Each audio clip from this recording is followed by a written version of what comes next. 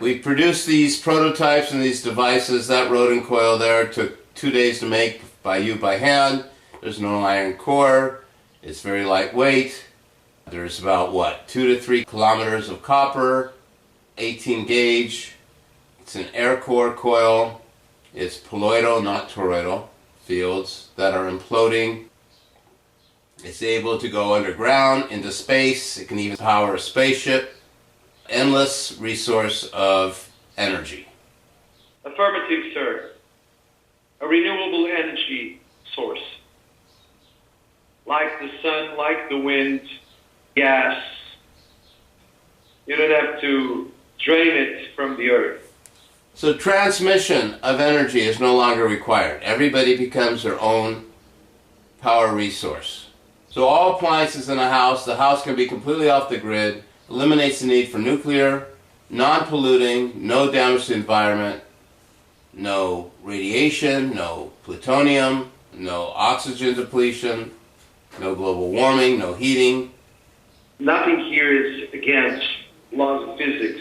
Jim Murray, he was the one that for 40 years invented and reinvented Tesla technology and eventually figured out how you can borrow some power out of your source, returning into the source.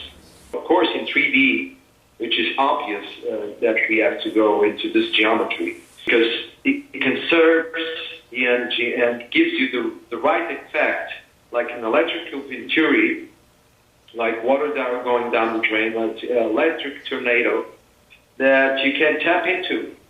I'm tapping into what I refer to as the non-decaying spin of the electron. I'm tapping into a flux field of force coming from the inside out, a harmonic, a particle above the known elements. You can call it spirit, prana, chi, tachyon, inertia ether, dark matter, dark energy, monopole, inertia ether. It's real.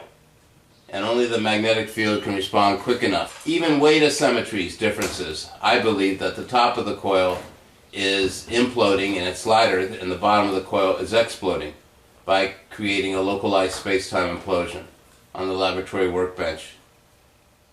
There's a 30-page document that goes with this, titled the Rhodium Coil over Unity Energy Amplifier. In it you give the schematics, blueprints. That's 12 light bulbs, 7 watts. The Rhodium coils powering them, now they're on. How many volts? Roughly 113 volts, 1114, fluctuating. But this is very stable, and the sine wave is very stable, so anything that's hooked up to it is not going to have any lower voltage drop. It's good, but it doesn't prove anything because you have to put the resistor on the end, and we already done it with the battery. The battery is an electrical resistance, right? And you saw that system connected to the rectifier and then to the capacitors and then to the transducer and then to a charge controller, solar charge controller. It's controlling the energy coming out of this device, which is roughly 24 volts, 400 volts to 24. But I have a battery of 12, but this device will translate the 24, because in order for you to charge a battery of 12 volts, as you can see here, you need to have a higher voltage, roughly the double.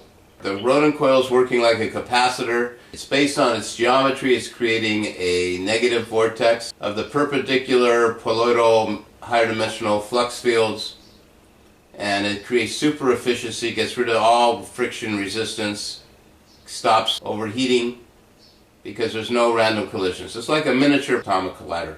Is that correct? That's correct. So you're saying you could daisy chain and you can stack these or create them bigger and wrap up so that you could even not only light up a home, so we can go from 5 kilowatts to 10 kilowatts to 15 kilowatts using what we've already accomplished using this design and technology. That is correct, sir. Can you reduplicate that experiment and light up the light bulbs for me again? I can do that, no problem. Thank you. Yeah. 3.29. Now I introduce a light bulb just to have a pathway for current to go. to this full wave bridge rectifier, to this capacitor smoothing DC, to this DC converter that we have come up with. And here's a solar controller. 12.9 amp, 14.1 volt solar. And what's the watts? 184 watts. 187 watts.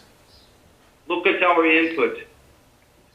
0 cost per year, and the input is 65.0 watts. 65 watts to Almost 200 watts. 197, 95, 98. Almost 200 watts. you can dump it into batteries. So you see in here that amperage going to the battery is 13.9. The battery's current state voltage is 14.3. And the watts, it's 197 watts, as opposed to 65 watts. I found out that introducing a pathway to current to appear in this light bulb, that you can have the current go through there. And look at your input. 664 milliamps, as opposed to 12.7 amps into the battery. 667 milliamps input.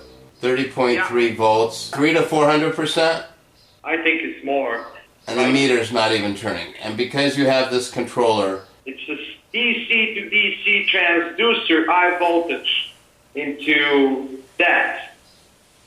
you've created a controller, a microcontroller brain, using the Rodin coil. And what's the amps inside the Rodin coil right now? 65 amps. Inside the coil right now. 20 watts out, 13.8 amps, 14.3 volts. To the battery. It's fluctuating. Eventually, it will end it up with very little or no current, because now we can harvest part of that current that was inside here and dump it into there. So the Rodin coil over unity energy amplifier is just like solar or wind. It's a renewable resource because it's able to increase its output from its input. This is unheard of, I believe. Many others have come to the conclusion that this is possible. But the thing is, this stops us to buying energy and tapping into another source of energy. And we can run anything of any size. In industry, commercial, manufacturing, anything. Motors, anything that requires torque, a car, and we can take it underground and go into space. Cost, 0. So the meter wouldn't even be turning right now. Obsoletes petroleum, obsoletes nuclear. That's correct, sir. Why are you sharing this? Why are you giving it away for free? What's your goal? I want people to get free. I want to teach people as you want. We want to go to the level where everyone knows. If I secure a 50,000 square foot research facility at a university where we teach and create a curriculum, you'll join me? Oh, yeah. Thank you. Definitely. Thank That's you. the part that I like. I'm willing to put this up online, all the information, the schematics, the blueprints, the documents, and share it with all mankind, because then they can make it themselves. But we'll still require, we have to find a philanthropist who will allow us to continue with our work. That is my purpose. Rodin Coil Underground Labs. My goal is to create academic, research and development, instructional, teaching school.